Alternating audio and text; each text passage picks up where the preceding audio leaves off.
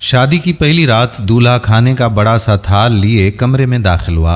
खाने से बड़ी ही इश्तहा अंगेज खुशबू आ रही थी। कहने लगा, आओ खाना खाते हैं। बीवी बोली, मैंने देखा है कि तुम्हारी वालिदा ने भी खाना नहीं खाया, उनको भी बुला लो, फिर मिलकर खाते हैं। शोहर ने कहा कि वो सो गई होंगी, उन्हें छोड़ो, हम दोनों खाते हैं। बीवी इसरार करती रही, पर वो इसी बात पर मुसर रहा कि अम्मी को रहने दो। जब बीवी ने शोहर का ये रवैया देखा तो उसी वक्त तलाक का मुतालबा कर दिया। शोहर उसके मुतालबे पर बहुत हैरान हुआ। उसने बड़ा समझाया, लेकिन वो अपनी बात पे डटी रही, यहाँ तक कि तलाक हो गई। दोनों अलग हो गए। फिर दोनों ने दूसरी शादियां कर ली। 30 साल गुजर गए। औरत के बेटे हुए, माँ से बहुत मोहब्बत करने वाले, माँ का ख्याल रखने वाले, बहुत आसूदा हाल थी वो। उसने इरादा किया कि हज करना चाहिए। सफर के दौरान बेटे उससे किसी मलका की तरह पेश आ रहे थे, पांव जमीन पर लगने नहीं देते थे। सहराई सफर था। रास्ते में एक आदमी पर नजर पड़ी जो बहुत बुरी हालत में भूखा प्यासा, बाल खुचड़े, कपड़े पुराने। उस औरत ने बेटों से कहा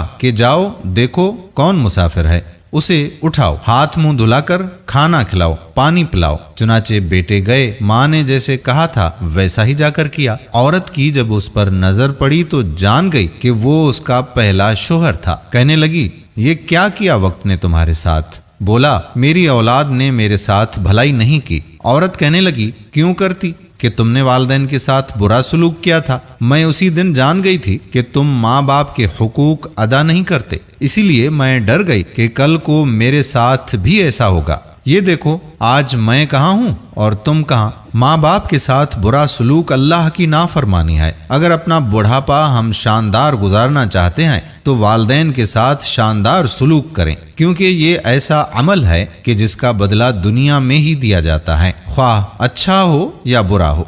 दोस्तों, ये अरबी हिकायत थी जिसका उर्दू तर्जमा आपकी खिदमत में पेश किया गया। उम्मीद करते हैं कि आज की कहानी आपको पसंद जरूर आई होगी। दूसरे लोगों के साथ भी इसे शेयर करें ताकि ऐसे नौजवान जो माँ बाप की इज्जत नहीं करते वो भी जान सकें कि उनके साथ क्या होने वाला है। आने वाली वीडियो तक आपका अपना मेजबान कादिर बख्श कल्होड़ो आपसे इजाजत चाहता है। अपनी दुआओं में याद रखिएगा। अल्लाह हाफिज।